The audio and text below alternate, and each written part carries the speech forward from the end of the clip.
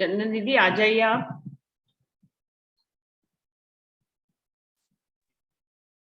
प्रणाम जी, सुनाई दे रहा है? हाँ जी बिल्कुल सुनाई दे रहा है, प्रणाम जी। भैया मैं क्या करूं बता आप। मेरे कुछ नहीं बस की बात।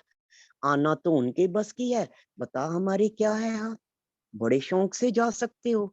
हम शर्मिंदा हैं खुद ही, जिन्हें बड़ी मुश्किल से समझे। समझ जाओगे अब तुम भी। अब भरत सिंह के तो पैर जमीन पे नहीं पड़ रहे जब उसने दूर नाके से महाराज जी को आते देखा।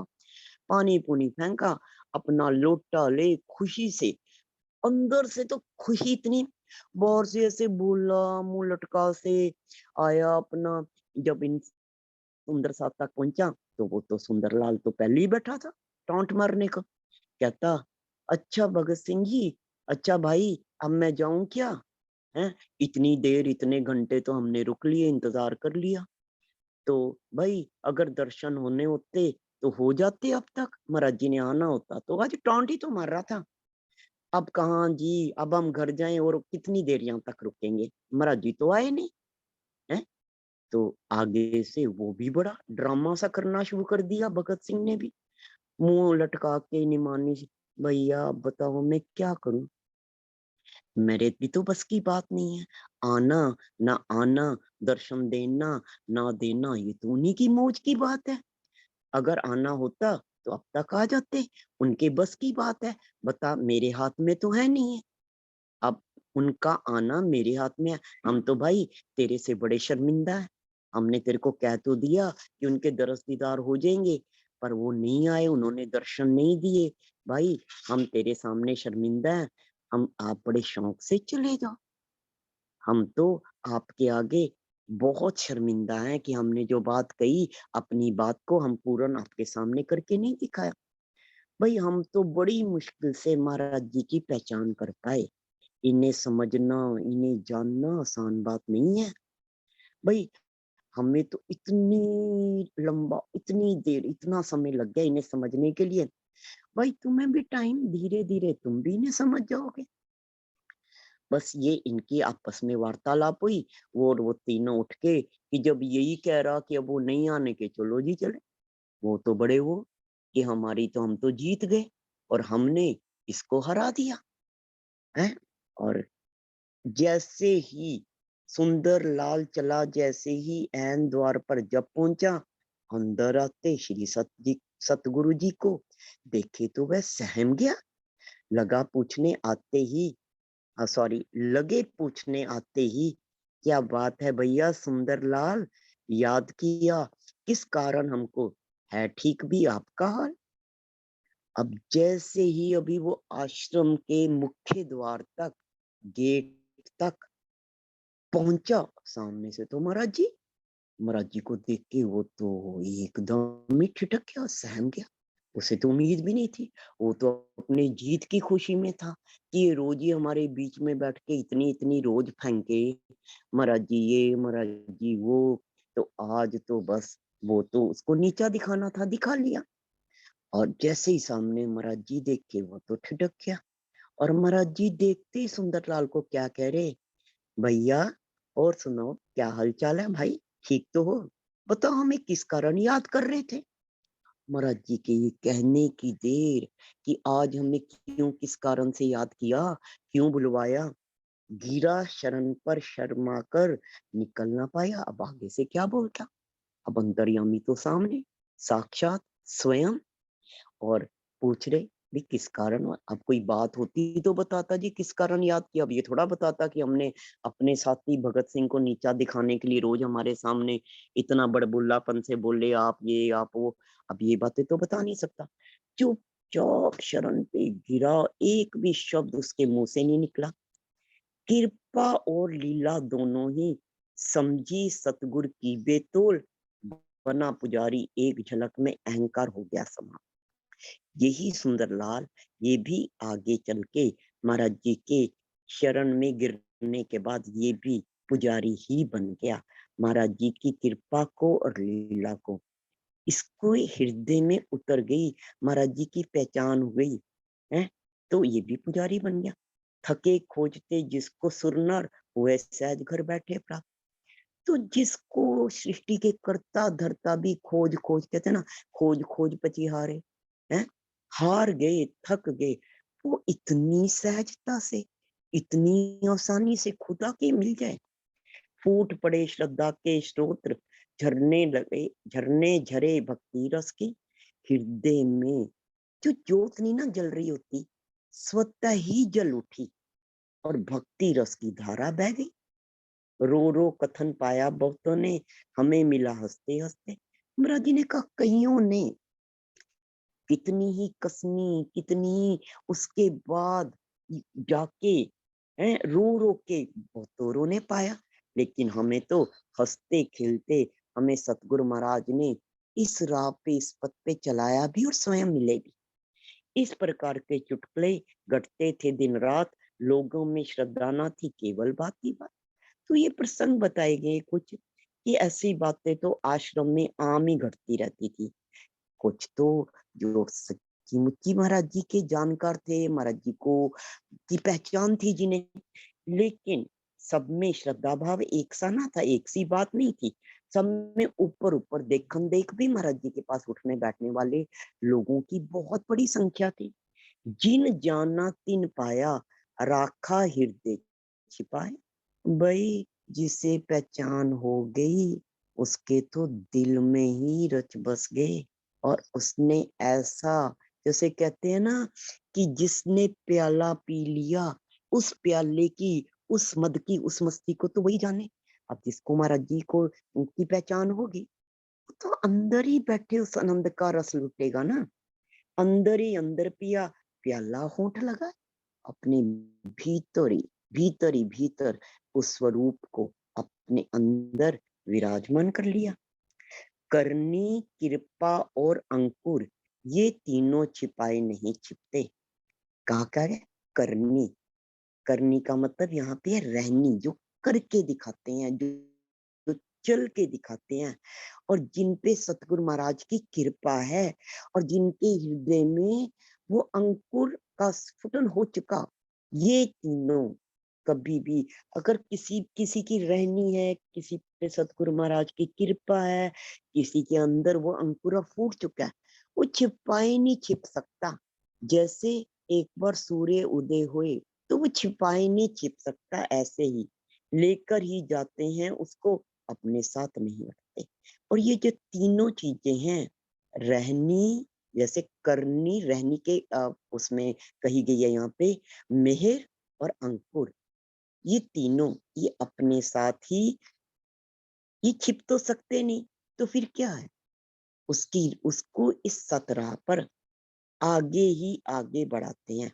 मतलब जिस पर मेहर हो जाए, हैं, तो वो कहीं का कहीं, जिसकी रहनी है, जिसके अंदर अंकुर है, तो सतगुरु महाराज की कृपाओं का वर्णन स्वयं नहीं होता हमसे। तो भाई, कहाँ तक का वर्णन करें, क्या क्या प्रसंग, क्या क्या बात। कुछ प्रसंगों का तो वर्णन किया, ऐसे तो वहां रोज ही हो रहे हैं। कितनी कृपाओं का, किस किस मेहर का, जब स्वयं ही कह दिया कि सतगुरु महाराज की महिमा बड़ी बड़ी है, उनकी बात, तो किस किस कृपा का वर्णन किया जाए। तो सुंदर साथ जी, ये सतगुरु महाराज की बीतक, जहाँ पे शेरपुर आश्रम की शुरुआत हुई, तो शुरू शुरू के कुछ प्रसंग है, वहां तक की ये बीतक लिखी हुई है। प्रणाम जी। प्रणाम जी। प्रणाम जी, प्रणाम जी। अभी तक आज जहां तक महाराज जी की लिखी आज समाप्त हो रही है, लेकिन दीदी मुझे ऐसा लगता है अभी तक यहाँ तक पहले भी पड़ी हुई है, लेकिन आज भी यहाँ पे जैसे समाप्ति, ऐसे लगता नहीं है कि समाप्त हो गई है अभी तक। ऐसे लगता है कि अभी तक और भी होनी चाहिए थी, ऐसा मुझे लगता है। नहीं, जैसे ये बीतक जब प्रताप जी ने महाराज जी को प्रार्थना करी कि महाराज जी, जैसे था ना, जब महाराज जी सुंदर साथ के बीच में बैठा उठा करते थे, तो महाराज जी अ, ज्ञान चर्चाएं नहीं करते थे। अगर महाराज जी से किसी ने कुछ पूछ लिया, तो महाराज जी कुछ सुना दो, तो महाराज जी अपनी इस बीतक की कोई ना कोई छोटी मोटी कोई ना कोई बात बता दिया करते थे। और उस बात को इस ढंग से बताते थे कि उस बात में सुंदर साथ को एक रास्ता भी मिल जाए। तो अब जो प्रताप थे ये भी तो महाराज जी के बहुत बड़े शिष्य थे तो ये आर्य समाज जी, इन्होंने भी महाराज जी की बहुत परीक्षाएं ली हुई हैं स्वयं खुद, क्योंकि ये बहुत कट्टर थे। तो महाराज जी को एकदम थोड़ा ये प्रणामी थोड़ा थे। तो जब इन्होंने इनको भी, जब महाराज जैसे सुंदरलाल को अभी हमने प्रसंग में देखा, तो ऐसे ही वो वक्त भी तो आया ना जब प्रताप जी के हृदय में महाराज जी की पहचान होगी स्वरूप की। तो उन्होंने वो ना, प्रताप जी भजन लिखने में, लेखनी कार्य में उस्ताद भी थे।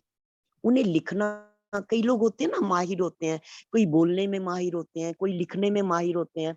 तो प्रताप सिंह जी महाराज जी के सामने भी भजन बनाया करते थे, तेरा दर ही हमारी जन्नत है, तेरे दर को छोड़ के जाएगा। तो बहुत माहिर थे, उनमें ये हुनर था, समझ लो गॉड गिफ्टेड थे। तो उन्होंने महाराज जी को ही प्रार्थना करी थी कि महाराज जी चलो आने वाली भावी पीढ़ियों के लिए हमें आप अपने जीवन का कुछ अगर बता दो। मतलब महाराज जी जो बातें बताते थे बीच बीच में बताते थे ना। तो अब ये जो बीतक हमने देखा बचपन से लेके उनकी रास्ते की पूरी यात्रा हमने देखी ना, खोज की यात्रा झंडू दत्त की और शेरपुर आश्रम की स्थापना। तो अगर महाराज जी आप हमें कुछ बता दो तो आगे आने वाली हमारी भावी पीढ़ियों को, हमें तो पता कल को हम ना रहेंगे तो भावी पीढ़ियों को आपके बारे में कैसे पता चलेगा। तो महाराज जी ने आगे से कहा था भाई हमसे क्यों उल्टी करवाओ। महाराज जी ने एकदम मना कर दिया था कि महाराज जी इस बीतक को लिखवाने को राजी नहीं थे।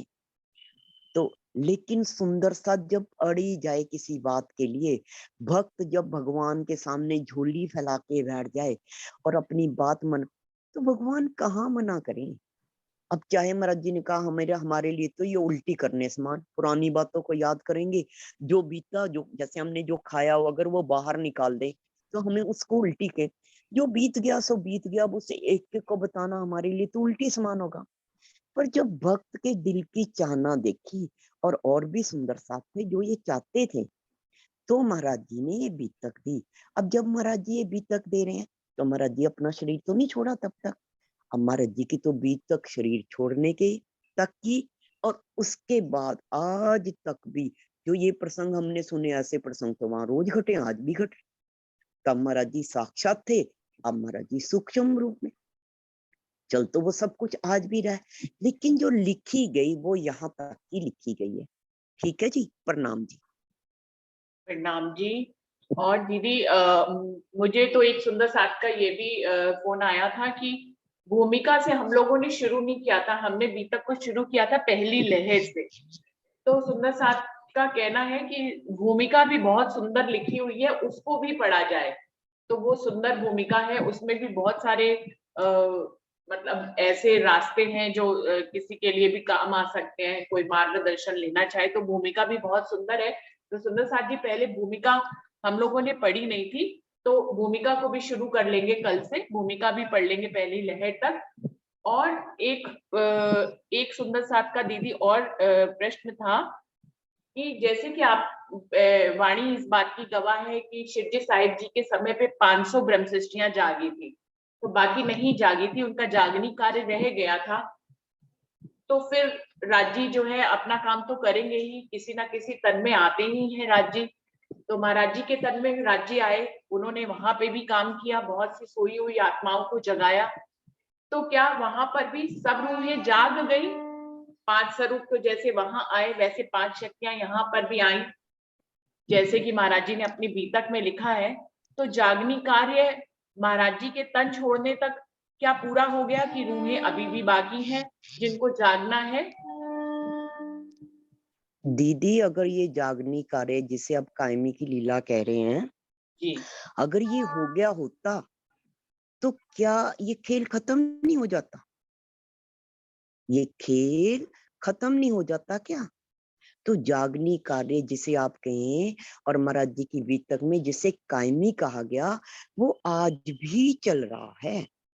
जब महाराज जी साक्षात थे, सबके बीच में थे, तो महाराज जी ने अपनी पहचान किसी को नहीं दी। साक्षात में जो सुंदर साथ महाराज जी के साथ दिन रात उठता बैठता था, उन सभी सुंदर साथ को भी महाराज जी की पहचान नहीं थी।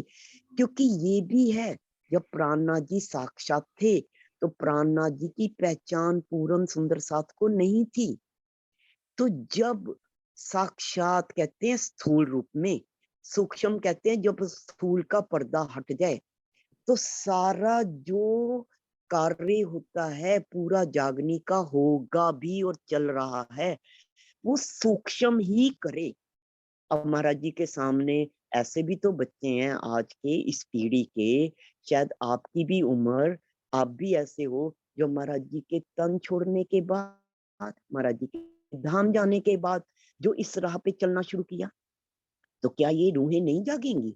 जागेंगी। तो इन्हें कौन जगा रहा? इन्हें सूक्ष्म रूप में वो स्वयं ही तो जगा रहे।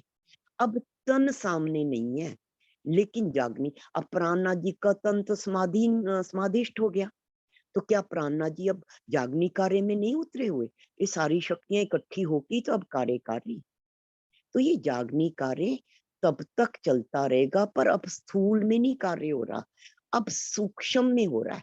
और वो सूक्ष्म कभी कभी किसी किसी स्थूल में, देखो अलग अलग रूहें अलग अलग स्थान पे अलग अलग जगह में अलग अलग परिस्थिति में अलग अलग अपनी अंदरूनी अवस्था में है। सब एक क्लास की नहीं है, सब एक ही। जैसे स्कूल में क्या होता है, स्कूल में 5वीं क्लास के बच्चे 5वीं क्लास में, बाहर क्लास में नंबर लिखा होता है, यहाँ पे 6ठी क्लास वाले पढ़ रहे, यहाँ 10वीं वाले पढ़ रहे। लेकिन जागनी कार्य में तो ऐसा नहीं है ना। किसी की हो सकता है पहली क्लास वाली अवस्था उसने अभी भी शुरू किया, और किसी की बीए वाली अवस्था हो, तो सब अलग अलग जिसकी जैसी अवस्था है। सूक्ष्म सतगुरु महाराज, सूक्ष्म ये जो शक्तियां सारी इकट्ठी श्री राज जी की समाहित हो चुकी हैं, ये वहां पे हर रूप पे कार्य हो रहा है। आप भी आगे बढ़ रहे हो, दूसरा सुंदर साथ भी आगे बढ़ रहा है, सर कोई आगे बढ़ रहा है, तो हम विस्मृति से जागने की ओर सब जा रहे हैं। तो जो जो पूर्ण रूप से जागता जाएगा, वो धनी के हृदय में समिष्ट होता जाएगा। मतलब वो खुद ही जैसे झंडूदत्त राम रतन बन गया। अब हमारे में जो भी जिसके नाम है, जब वो राम रतन बनेगा, तो वो धनी खुद उसके हृदय में सिंहासन लगा लेंगे, या उसे अपने हृदय में विराजमान कर देंगे। जी, और कुछ? जी, तो कहने का जो हमने शिवजी साहिब जी की बीतक पढ़ी, जो हमने महाराज जी की बीतक पढ़ी, दोनों से हमें ये पता लगा कि 5 शक्तियां आई, बार बार आई, 2 तनों में आई, लेकिन जागनी जी, कार्य फिर दोनों में भी 5 शक्तियां नहीं आई, प्लीज। जी, दोनों में 5 शक्तियां नहीं आई। जब हमने प्राणनाथ जी की बीतक पढ़ी, जो लालदास जी ने लिखी है, हाँ, उसमें क्या है, वाणी को पढ़ के देख लो। वाणी में क्या है, श्री धनी जी को जोश, आत्म दुल्हन, निज बुद्ध मूल वतन, ए पांचों मिल भई महामती। तो यहाँ पे क्या है, धनी जी को जोश, आत्म दुल्हन कहा गया है श्यामा जी महारानी के नूर को। धनी जी को दोष, आत्म दुल्हन, निज बुद्ध मूल वतन। हाँ, क्या क्या उतर आया जब श्यामा जी के साथ इलम भी उतर आया। निज बुद्ध किसे कहा जाए? तो जब नूर, इलम, जोश, हुक्म सब उतर आए, तो ये पांचों शक्तियों का समावेश श्री प्राणनाथ जी का। अगर आप दीदी मेहर सागर को देखो, तो मेहर सागर की दूसरी चुपई क्या कहती है? और सागर जो मेर का सोशोबा तिले लहरिया में मेर सागर खुदी सुख में, हुक्म मेहर के हाथ में, जोश मेहर के अंग, इश्क आवे मेहर से, बेशक लमतिन संग। अब इनमें देखो वो पांचों चीजें आगे की नहीं, हुक्म भी आ गया, जोश भी आ गया, नूर भी आ गया, इश्क भी आ गया, इलम भी आ गया। तो इसका मतलब है जिस जिस सुंदर साथ पे मेहर है, उस सुंदर साथ को धनी ऐसा ही नमाज देगा, उसको ही प्राणनाथ कर देगा। आगे देखो मेर सागर में एक और चौपाई आती है, ज्यों मेहर त्यों जोश है, ज्यों जोश त्यों हक, मेहर रहत नूर बल लिए, कहाँ की शकीलम। अब इसमें देख लो, जो मेहर त्यों जोश है, मतलब जिस पर भी मेहर होगी उस पे जोश आ जाएगा, जिस पे भी मेहर होगी उस पे हुक्म काम करेगा, जिस पे भी मेहर होगी उस पे नूर आ जाएगा, जिस पे भी मेहर होगी उस पे इल्म और उसमें धनी का बल काम करेगा। तो आने की सारी शक्तियां यहाँ भी। अब आप खुद बता लो। प्रणाम जी। मैं यही बात लेकिन लेकिन राम रतन महाराज जी पे ये पांचों शक्तियां नहीं, जब श्री राज जी ने कहा मैं स्वयं उतरूंगा, वो पेज याद है, वो पेज नंबर मुझे नहीं याद। राम रतन प्राणनाथ जी को इंद्रावती को धनी जी ने ये नहीं कहा कि मैं स्वयं तुम पे। यहाँ पे राम रतन महाराज जी धनी जी की कोई चितवनी नहीं कर रहे, वो तो गुरु ने आदेश दिया, वो तो अपने ऊपर कफन डाल के लेट गए। लेकिन अब गुरु नहीं दरस रहा, सतगुरु महाराज नहीं दरस रहे, धनी रहे मुस्काते। धनी स्वयं मुस्कुरा के क्या कह रहे हैं कि रतन भाई खुद बोला उन्होंने। रतन भाई नाम किसने दिया? वो तो झंडू दत्त थे, सतगुरु महाराज ने तो उन्हें कोई नाम नहीं दिया। ये नाम रतन, रतन राम रतन का नाम भी खुद स्वयं श्री राज जी ने दिया। खुद स्वयं श्री राज जी ने कहा भी बैठो, वो तो लेटे हुए, शवासन में तो आदमी लेटेगा, लेटा ही मिलेगा, लेकिन खुद बिठाया पहले कि ये आसन ग्रहण करो, अब मैं आप पर उतरता हूं। ओ इस रतनबाई के चोले से मैं कायमी की लीला को शुरुआत होगी। क्लियर? यहाँ पे धनी खुद उतरे हैं, स्वयं उतरे हैं। धनी में क्या 5 ही शक्ति हैं? हमारे पास वो काउंटिंग भी नहीं, सहस्त्र तक कर लोगे, अरबों तक, खरबों के। तो धनी की जहां धनी स्वयं, तो वहां धनी की। आप एक दिन कह रहे थे कि जहां एक भी शक्ति है वहां, तो जहां एक भी शक्ति है तो फिर वहां एक शक्ति क्यों बोला आपने? यहाँ 5 शक्तियां क्यों बोला? देखो ये सारी बात दिन रात का अगर मनन चिंतन करना है, विचार करना है, तो अपने हृदय में करना पड़ेगा, दिन रात का मंथन करना पड़ेगा। और सब बात कोई कहाँ मिलेगी, कोई कहाँ मिलेगी। दीदी हफ्सा में तो इनका इंद्रावती के अंदर भी तो धनी तो उतरे थे, और श्याम जी के मंदिर में सुंदरबाई के आत्म के अंदर भी तो धनी उतरे थे। राजी तो उतर रहे हैं दीदी हर समय पे। दीदी आप जो बीतक सुना रही, मैं तो ये भी जान रही हूँ, मैं ये नहीं जानती कि रुचि दीदी वो बीतक पढ़ रही है। धनी तो बोल रहे, जी जो भी सुंदर साथ में सतगुरु महाराज के बानी की एक चौपाई भी हमें समझा दे, वहां वो चौपाई वाल बोलने वाले का हम तन नहीं देखते, स्वयं जीवा पे खुद धनी प्रकट हो जाते हैं। नहीं तो ये बात ना कोई कह सके, जो कान सुन रहे हैं उन कानों में भी धनी स्वयं प्रकट है, नहीं तो ये ब्रह्मवाणी कौन सुन लेगा? किसी में समर्थ है? किसी में समर्थ है? जिन नजरों ने उनके दरस दीदार किए, क्या दुनियावी ये चाम दृष्टि उन्हें देख लेगी? भाई उस नजर में उनका पहले नूर उतरेगा। जिसको बानी समझ आई उनकी बुद्धि में पहले धनी का बल उतरेगा। तो सब जगह धनी तो धनी है, पर अगर आप देखो ये ज्ञान की बातें हैं। जो बात मैं बता रही, मैं तो भाव की बात कर रही, श्रद्धा की। भगत सिंह भाव की बात कर रहा जी, पुराना थी पुराना। पर अगर हमने पोस्टमार्टम करना है हर एक बात का, तो भाई इसके लिए तो हर एक जगह जगह से अलग अलग उससे ज्ञान की बात उठा के फिर उसका एक एक मिलान करके देख लो। अगर हृदय से चलना है तो अपने पूर्ण ईमान। लोगों ने तो जट्टा, वो क्या कहते हैं, धन्ना भगत ने तो पत्थर से भगवान पा लिया। तो रास्ता तो ये भी है ना। ऐसे भी तो भक्त हमारे सामने आए दुनिया में, जिनकी हम कथाएं सुने और पढ़े और भाव विभोर हो जाए। तो पाने वाला तो कहीं से भी पालेगा। तो यहाँ तो शक्तियां साक्षात हमारे सामने, श्री कृष्ण जी आए, मोहम्मद साहब आए, धनी देवचंद्र जी आए, प्राणनाथ जी आए, छत्रसाल, तो ये क्या सारे हमारे सामने नहीं आए क्या? फिर इतने हंस परमहंस, क्या हमारे समाज में परमहंसों की कमी है क्या? तो इन सब ने हमें रास्ता ही तो दिया। और फिर इन शक्तियों में ये जो दिव्य शक्तियां जिसे कहा गया, तो ये जो असराफील की है, जबराइल की है, ये भी तो शक्तियों का समावेश होता है सुंदर साथ में। जो भी इस रास्ते पे चल रहा वो धनी के बल पे ही चल रहा, नहीं तो इस राह पे एक कदम भी नहीं उठाया जा सकता। जो भी बोल रहा धनी के गुणगान में, वो उसी के बल पे बोल रहा। और निज बुद्ध क्यों कहा गया? वहां उस पल निज बुद्ध प्रकट हो जाए। बिना निज बुद्ध के कौन बता देगा परम धाम की बात? तो जहां हमें इस बात से, हमें तो ये पता है कि चरण शरण में आके हमारा रास्ता क्या आगे बढ़ा। प्राणनाथ जी हमारे जीवन में आए, उनके संदेश को पाके क्या मेरे जीवन में परिवर्तन आया? मेरी कथनी क्या रहनी में परिवर्तित हुई? अब हम इस बात को, जी उसमें कितनी शक्ति थी, कितनी आई, कब उतरी, एक उतरी कि पांच उतरी, हमें इस पचड़े में नहीं पड़ना। हमारे जीवन में धनी देवचंद्र जी आए, हमें उन्होंने जो मार्गदर्शन किया उस पे चल के दिखाना भक्ति ये है। चल के दिखाना भक्ति है, चल के दिखाना भक्ति है।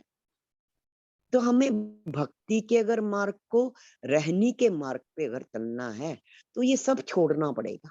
पूर्ण ईमान से, पूर्ण अटूट श्रद्धा से, अपने पूर्ण इश्क भाव से आगे बढ़ना है। प्रणाम जी।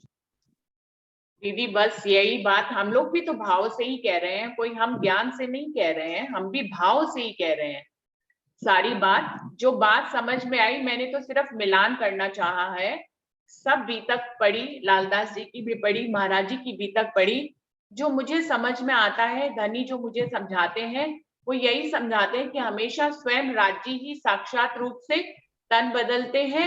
चाहे वो इंद्रावती जी के अंदर आए, कृष्ण जी के तन में आए, मोहम्मद साहब के तन में आए, मेहराज ठाकुर के तन में आए, धनी देवचंद जी के तन में आए, या महाराज जी के तन में आते तो स्वयं राज्य ही है। और सब विद वतन सहित आते हैं। उन्होंने स्वयं ही कहा है कि मैं अपने सब विद वतन, सभी जहां धनी आ गए तो फिर सब कुछ आ ही गया ना। तो यही बात मैं खाली बीतक का मिलान ही कर रही हूँ, ऐसे ही सुंदर साथ को संदेश देने के लिए, और कुछ नहीं। इसमें ऐसा नहीं है कि ये कोई ज्ञान की बात है, इसमें भाव नहीं है, ऐसा नहीं है, इसमें भाव भी है, तभी आपने तो मिलान कर जितना रहे हैं ना दीदी। समझाया है, अब जितनी बात आपने बताई है, ये क्या कहते हैं, अक्षर, एक एक शब्द आपका सत्य है। जी एक एक, देखो पानी है, समुद्र है, समुद्र में से अगर हम एक लोटा ले लें तो उसका जो स्वाद होगा और समुद्र के पूरे समुद्र के जल का जो स्वाद होगा, क्या भिन्न होगा? तो स्वयं ही तो है। हमने आपापंथी तो समझी है, वो आप ही, अब जड़ में भी वो है। आप तो इतनी बड़ी बड़ी शक्तियों का, महाराज जी के, धनी के अलग अलग जो शक्तियां उतर के आई, धनी स्वयं उनमें उतर आए, उनकी बात कह रही हूँ। मैं तो आपको यहाँ तक कह रही हूँ कि जिस माया खेल में हम हैं, और जो कुछ भी हमें दिखाई दे रहा, सुनाई दे रहा, हमारे अनुभव, इस जड़ में भी वो और चेतन में भी वो, लेखनी के एक एक शब्द में वो स्वयं उतर के आया। प्राणनाथ जी की लेखनी से पहले भी जो वेद शास्त्र उतरे, उनमें भी उनका संदेश था। तो कोई ऐसी, तुम्हें फूल देख लो, पत्ते देख लो, इनका रंग देख लो, पेड़ पौधे, सब में जो खेल भी बनाया गया, जो माया भी, इस माया में भी वो प्रकट है स्वयं ही। कहाँ पर वो नहीं है। तो आपकी और मेरी बात एक ही है, भाव एक ही है। पर ये है कि मुझे आप जैसे मर्जी मिलान करो, ये आपके अंदर की बात है।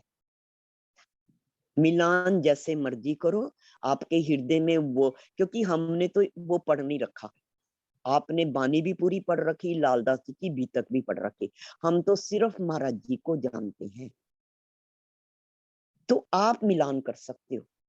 बिल्कुल हमें तो दीदी, जिसको हर हमने किसी को जाना, व्यक्तित्व तो अलग मिलता है ना इस दुनिया में। जैसे माया के, ये माया भी धनी की बनाई हुई है। जैसे आपने कहा फूल पत्तों में भी हम देखना चाहे अगर तो धनी के ही नूर को देख सकते हैं।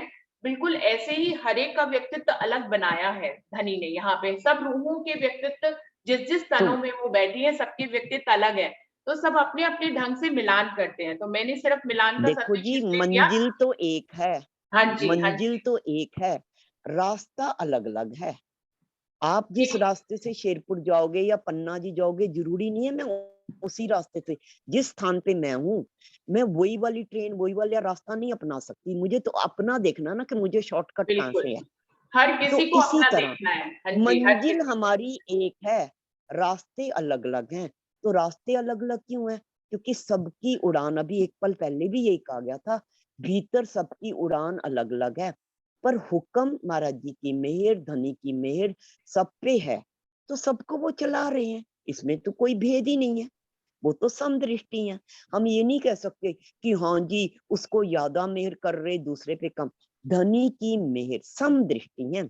समदृष्टि मेरा नाम और मुझे ही दाता कहते हैं। तो वो अपना परिचय नहीं दे रहा क्या कि मैं तो समदृष्टि हूँ? प्रकृति भी देख लो कितनी समदृष्टि है। सूरज को देख लो, चांद तारों को देख लो, हवा को देख लो, हैं? बरसते जल को देख लो। एक जगह अगर जल बरस रहा है तो सबके घर में एक समान ही उस एरिया में बरस रहा है। तो समदृष्टि है। खुदा भी समदृष्टि है। तो सब पे मेहर हो रही है। पर मेहर के हिसाब तो सब पे मेहर है। लेकिन देखो, जो जैसी अवस्था में है, मेहर उसको उससे आगे का मंजिल, जैसे हम कहते हैं सीढ़ी पर, मंजिल पर, आगे के पड़ाव पे ले जा रही। जो जहां पे है वो उसके आगे। चल तो सभी रहे हैं। तो इसमें तो कोई दो राय ही नहीं है। आपकी बात में कोई दो राय है ही नहीं कि ब्रह्म सृष्टि के लिए बताओ, अगर धनी नहीं रास्ता देगा तो कौन देगा? क्या दूसरे में समर्थ है कि अपनी अंगना को रास्ता दे दे? हैं? क्या किसी में ऐसा समर्थ है? हैं? तो रास्ता तो वही दे रहा ना। पर कन कन से भी, हर रूप में, हर वचन से, हर शब्द से वही तो रास्ता दे रहा। इस दुनिया में ब्रह्म सृष्टि जहां भी है, जो कुछ भी उसके कान में पड़ रहा, अगर वो जाहिरी बारी ले तो नहीं समझ पाएगी। गहराई से समझे तो उसमें भी उसको संदेश मिल रहा। आपको भजन में संदेश मिल रहा, मैं कहूंगी एक फिल्मी गाने में भी संदेश उसी का आ रहा। दिल की सब में धड़कनों उन्हीं का को ही वही तो संदेश बुला चल रहा। रहा है। तो हर जगह वही तो है। कहाँ वो नहीं प्रकट? मुझे पहले वो बताओ, वो कहाँ नहीं प्रकट? नहीं नहीं, वो सब जगह है दीदी। मुझे तो भजन की एक लाइन और भी याद आ रही है कि जब तक हाँ जी। आत्म नहीं जगेगी, मेरी फेरी लगी रहेगी। ये किसी भजन की एक लाइन है वैसे। तो मतलब ये है कि जब तक सभी रूहें नहीं जाग जाती हैं, तब तक धनी जो है तन बदल बदल के आते रहते हैं अपनी रूहों को जगाने के लिए। वो देखो, जब कभी तन नहीं भी लेते हैं तो वो सूक्ष्म रूप से काम करते हैं, और जब तन ले लेते हैं तो तन के रूप में काम करते हैं। ऐसे ही रहता है। देखो दीदी, खेल इस समय महाराज जी के, धनी के हाथ में नहीं है। खेल रूहों के हाथ में है। अगर देखो, खेल में क्या है, जब तक एक एक चाहना पूरी नहीं हो जाती, रूह जाग नहीं सकती, वापस नहीं जा सकती। तो अगर हमारी, क्यों कहा ये रास्ता इच्छा, महाराज जी से एक ही वचन, महाराज जी क्या रास्ता? तो महाराज जी ने बोला, भाई इच्छा रहित हो जाए सारी रूहें इच्छा रहित हो जाए। आज अभी इसी पल खेल खत्म हो जाएगा। तो अर्जियां नहीं करनी पड़ेंगी। अर्जी सुंदर साथ करे होके चरणों में खड़े होके अर्जियां करने की जरूरत नहीं है। उनकी अर्जी हमें सुननी है। वो अर्जी हमारे सामने कर रहे, भाई भाई क्या कह रहे, इच्छा रहित हो जाओ, इच्छा रहित हो जाओ। जब तक एक भी रूह के, मन की भी एक भी इच्छा होगी, ये खेल नहीं खत्म हो सकता। और जब तक खेल नहीं खत्म हो सकता, एक भी रूह की मन की इच्छा भी चाहना अधूरी है, तो सारी की सारी, कहते हैं ना, इकट्ठी आएंगी इकट्ठी जाएंगी।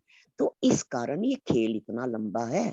अगर सच में चाहते हो कि खेल खत्म हो जाए, तो भाई पहले इस मन को पकड़ो, जिसमें जैसे सागर में तरंगे उठती है ना, इस मन में वैसे ही इच्छाएं उठ रही, एक खत्म नहीं हुई। अब घर चाहिए, अब बाहर चाहिए, घर मिल गया तो गाड़ी चाहिए तो ड्राइवर चाहिए तो ये वो, मतलब नहीं दीदी, बेइंतहा अगर मामला माया है। की इच्छाओं को छोड़ भी देना ना, तो अब रूहों के दिल में धनी के दर्शनों की इच्छा भी रह गई है। वो इस तरफ भाई इच्छाओं में बढ़ इच्छा तो जाती है। इच्छा है।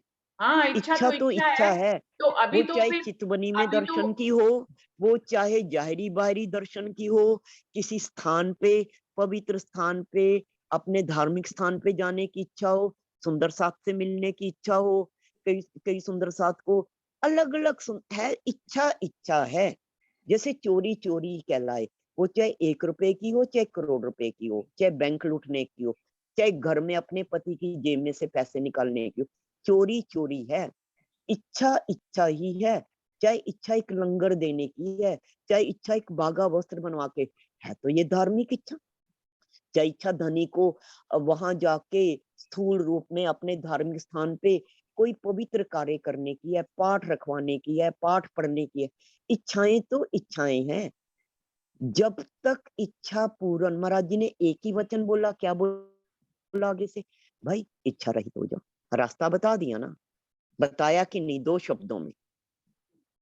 इतने विस्तार की जरूरत नहीं होती है। महाराज जी 2 शब्दों में अपनी बात करते। जितने भी महाराज जी के वचन हमने सुने सिर्फ 2 शब्दों में थे। वहां जी लंबा चौड़ा हम कितनी लंबी चौड़ी बात करते, एक बात को 1 घंटा खींचेंगे हम, उसका इधर से उधर से ये एग्जाम्पल दे वो। भाई 2 टूक बात, इच्छा रहित हो जाओ। जो चाहता है मेरा खेल खत्म हो जाए, अपने मन को पकड़ के दिखाओ। धनी संग भी देंगे, साथ भी देंगे, सहारा भी, पर शुरुआत हमने करनी। अपने पे काबू करो, अपने को भज के दिखाओ, अपने गुण इंद्रियों को पे पूरा अपना कंट्रोल रखो। एक एक गुण इंद्रिय से भी शुरू करके दिखाओ। अपने काम पे, क्रोध पे, लोभ पे, मोह पे, अहंकार पे, कहीं से तो भी शुरुआत करो। संग सारा बोल देंगे। कैसे खेल खत्म हो जाएगा? कैसे खेल? अंतस्करण पवित्र निर्मल नहीं, रास्ता हमें पता नहीं, चल हम रहे नहीं रहे। माया के हम इतने रस ले रहे हैं, ऐसे डूबे पड़े हैं कि हमने धर्म में भी माया ही घसोड़ दी। इस समय क्या है, धर्म में हम वही सारे रस ले रहे जो हम माया में शादी ब्याहों में ले। कौन सी कमी है? कपड़े लत्ते गहने पहनने में कमी है क्या? खाने पीने में कमी है क्या? नाचने कूदने में कमी है क्या? हमने तो बजाय कि धनी को अपने जीवन में उतारते, अपने अंतःकरण में, हमने जो धर्म हमें मिला इतना उच्च, उस धर्म में हम पूरी की पूरी ये दुनियावी माया को लेके वहां भी माया प्रकट कर दी। दीदी, वही नाच दीदी गाना, वही एक कूदना। समय समय बिल्कुल खत्म हो रहा है दीदी। 1 मिनट कल की बात कर लेते हैं, हम लोग कल भी मिलेंगे। अभी कल हम क्या चलाने वाले हैं इसकी बात कर लेते हैं। 1 ही मिनट रह गया दीदी। कल दीदी दीदी आपने आप खुद ही बोलो। बता दिया कि आप पहले की प्रस्तावना करोगे। मैं तो आज सारे सुंदर साथ को अपना प्रणाम बोल रही। नहीं वो नहीं दीदी, प्रस्तावना हिंदी में है। दीदी मुझे बोलने तो दीजिए, 1 मिनट मुझे बोलने दीजिए।